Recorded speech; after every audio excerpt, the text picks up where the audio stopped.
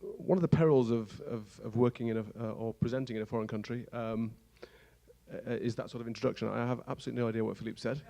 He could have insulted myself, my family, and my children for all I know. But anyway, it's a pleasure to be with you all here today. And thank you, Frank and Jerry, for setting me up very nicely. Hopefully not setting me up for a fall. I think one of the key takeaways that I would sort of, before I get into the meat of the presentation, was I think it is without a doubt that there are a number of challenges, which I think Frank particularly sort of highlighted today about how we approach the industry. But the good news for all of us in the room, whatever organization we represent, is that at least the conversation here is about growth. We're talking about an industry that is growing, and yes, audience consumption patterns are changing, yes, investment patterns are changing from advertisers and sponsors, but more and more money, more and more attention, more and more value is accreting to the sports industry. So I think that's a good position to be in. Before I joined Discovery Eurosport, 2 years ago, I worked for CNN for 12, 13 years. I ran the global sales organization there.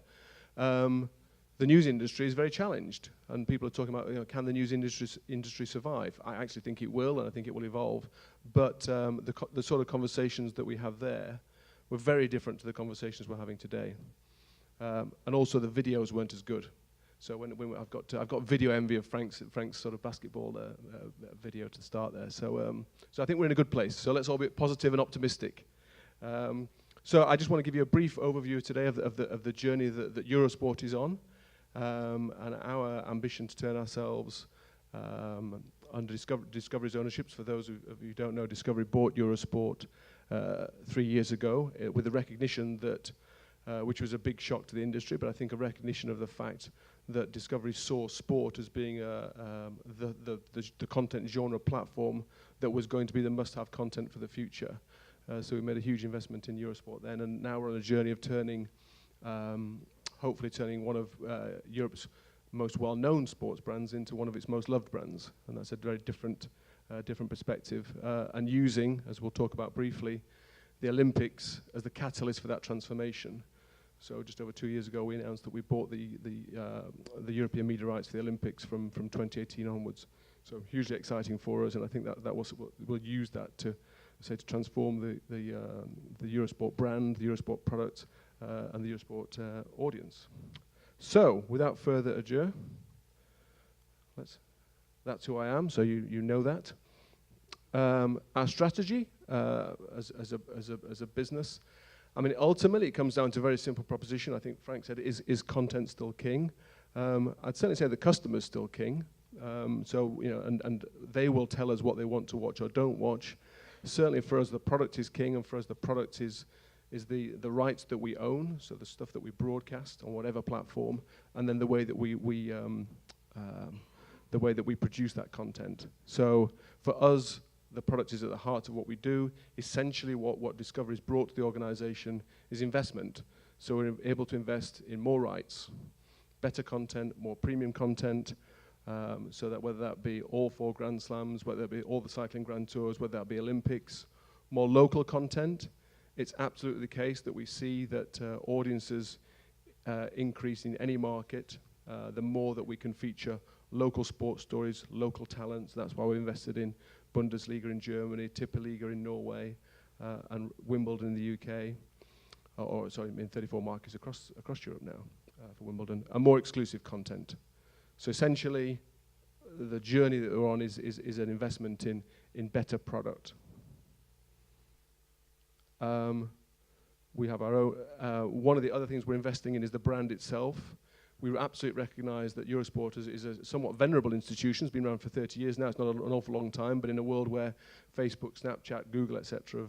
have joined the media fray relatively recently, we recognize the constant need to refresh our brand and to bring in younger audiences. So the on-air look, feel, and branding of Eurosport has changed dramatically, as we'll see shortly.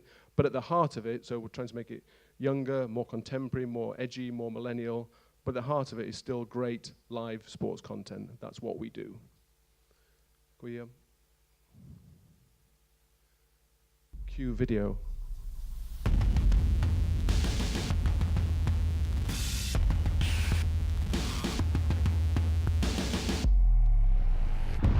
This summer, popcorn ready. We've got the blockbusters. We've got the action. We've got the love.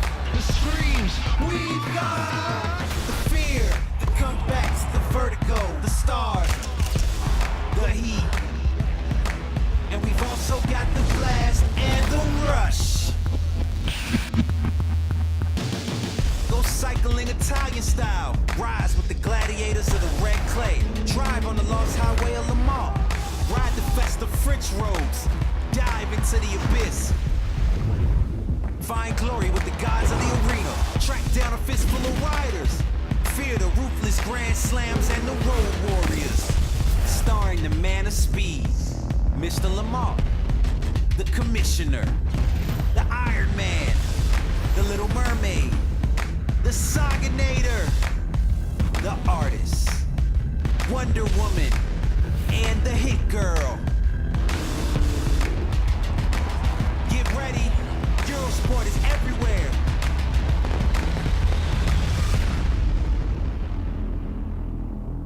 Feel your soul. I think the San Francisco 49ers are up next, and this is our nod to US culture. It's a bit of a Hollywood flavor, just to tee things up for you there. But I hope you agree there's a very different look and feel to the Eurosport that you might be more familiar with.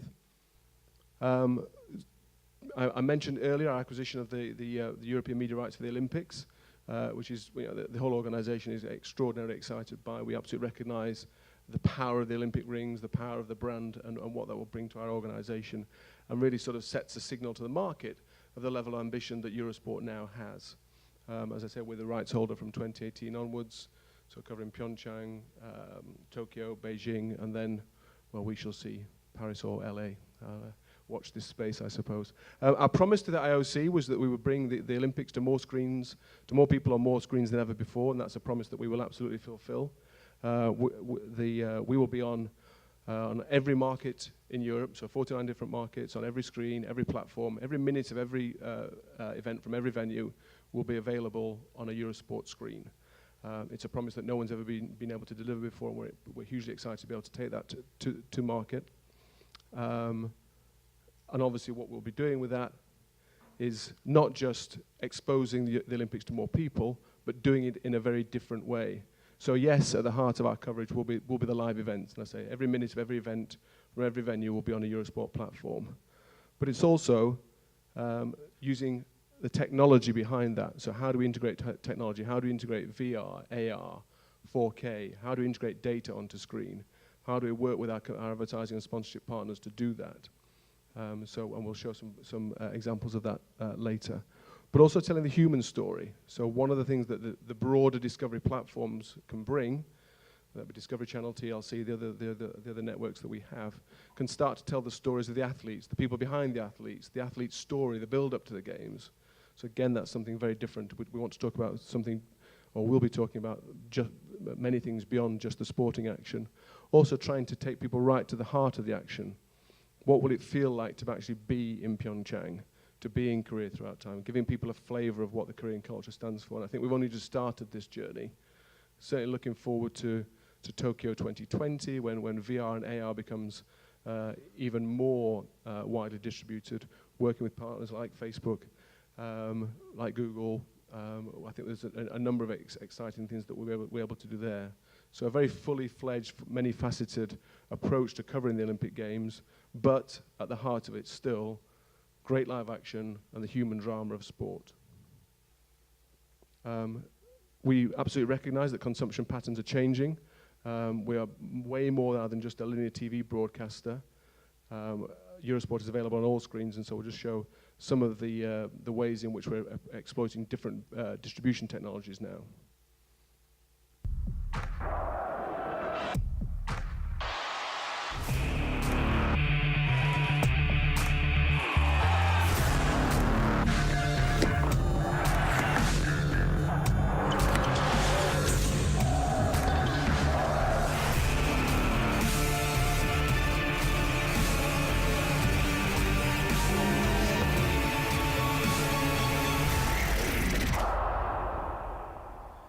So you saw there, obviously our OTT, the Eurosport offering Eurosport players is a huge part of our future objectives, going direct to consumer, make a lot of investments in that area. All our rights conversations now typically will involve discussions around OTT rights. That investment has led to a 50% increase in subscriptions to our Eurosport player product. So it's a real growth engine for us. Also thinking about investment in innovation in different formats. So we, as I say, we're way more than just a linear broadcaster now. We're a producer of great sports video content that's distributed on any platform. How can we produce content that really works in the social media, that's eminently viral, shareable, really gets the younger audiences engaged? We'll have a short example of that now.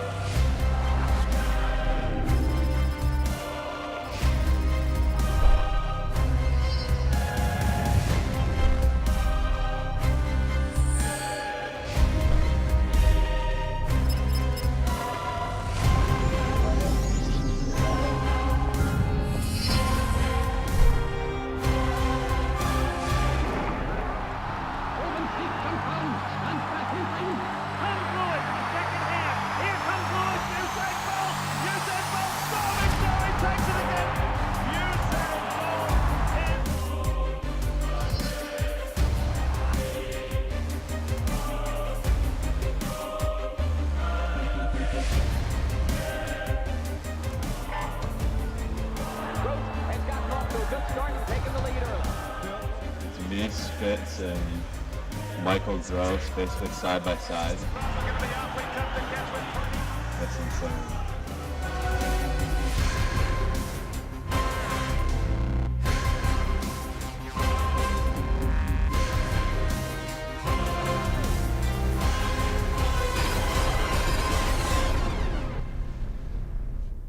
It's wild. I love those time machine clips there. I'm always surprised at actually how close Jesse Owens gets to Usain Bolt. It's remarkable. You know, he's digging his feet into sand and sort of, you know, the shoes that he was wearing. Actually, he does an amazing job. So obviously an amazing athlete. But you can see this type of content that we're now producing. So perfectly adapted for social media, for sharing, generating younger audiences. So and that's how we now. Or try to innovate when we're talking to our advertisers and sponsorship partners. We don't sell TV spots now, we sell experiences. We sell a multifaceted, whether that be obviously with advertising, sponsorship, access to talent, branded content production, digital, social media, events. It's a full 360 experience that we can now make available. Data integration, how do we integrate our partners on screen? And again, rather than a video paints 1,000 words, should we say, so rather than go through all the list there, I'll just show you some examples now of the type of work that we're doing with our commercial partners. Video, please. Oh, no. There's one more video. No more video. We're a video short. Fear not. So. But don't worry, we're probably running over time anyway. So there was a great video. But the way we talk about ourselves now is, as I say, we are a sports entertainment company. That's how we think about Eurosport. And the combination of Eurosport and Discovery brings sport, the most watched, the most highly rated, the most highly invested content genre, with the human drama, the emotion of the Discovery networks. And we believe that makes a unique combination in the marketplace. And it's particularly relevant now when we start to think about how sports are moving forward, and even more so with the Olympics. So that's us, the home of the Olympics from 2018 onwards. Thank you very much.